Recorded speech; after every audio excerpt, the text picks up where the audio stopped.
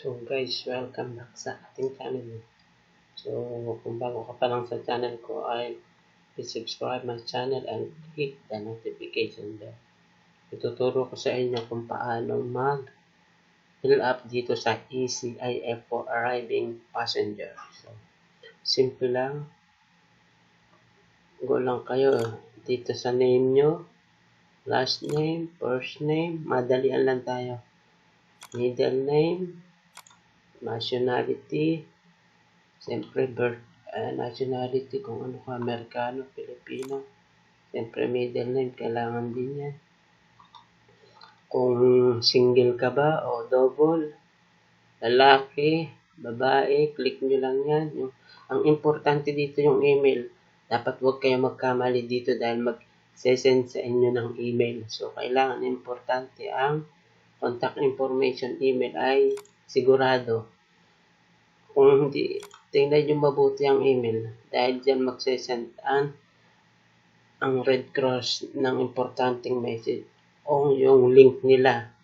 Kasi pag nag-send sa inyo, mangyayari kasi kung gusto nyo i-update, ay pwede nyo siyang i-update. Okay? At yung phone number, so patient on this cellphone number,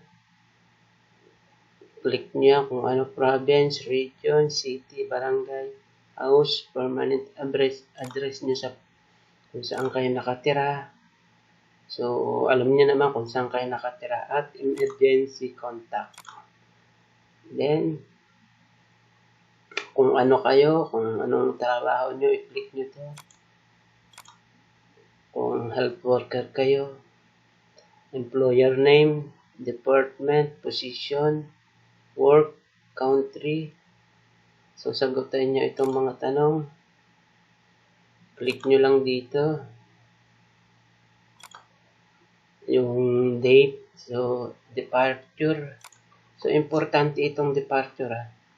Kailangan ito ang checkin nyo email, contact number, at itong departure nyo. Saka yung date ng arrival nyo, port, yan. Kailangan importante ito. Mga importante, kailangan nyo ng tama.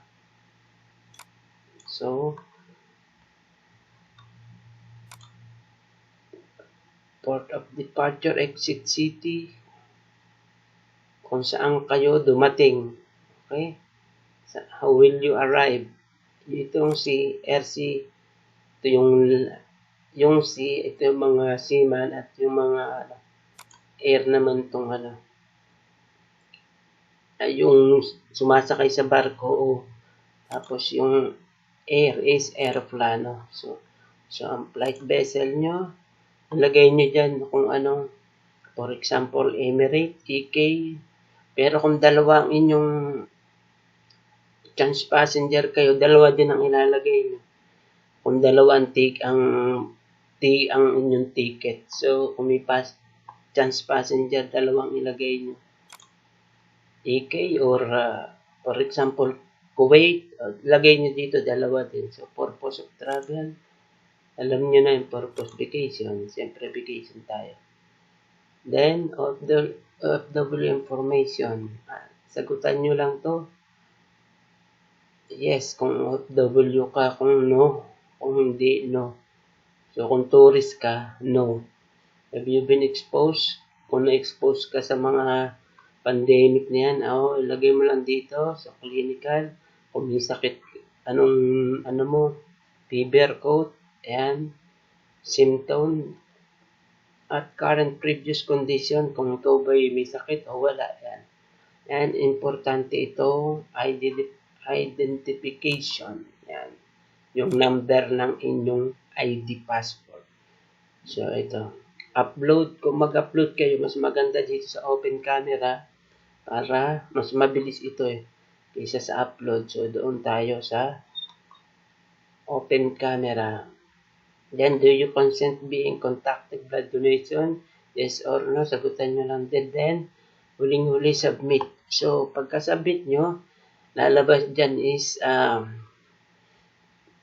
yung okay na siya. So, Pagkatapos nyo masubmit, puntahan nyo na sa email at may isa-send sa inyong email pati yung QR code lalabas dyan. So, kailangan yun. At kung may mga katanungan kayo, pwede kayong magtanong. At kung, for example, ay na-delay ang flight nyo, so kailangan nyo pong i-update ang inyong Red Cross. So, kung may mga tanong kayo, pwede po kayo magtanong. Ngayon lang po at maraming salamat at huwag kalimutang mag-subscribe sa channel ko. Thank you very much.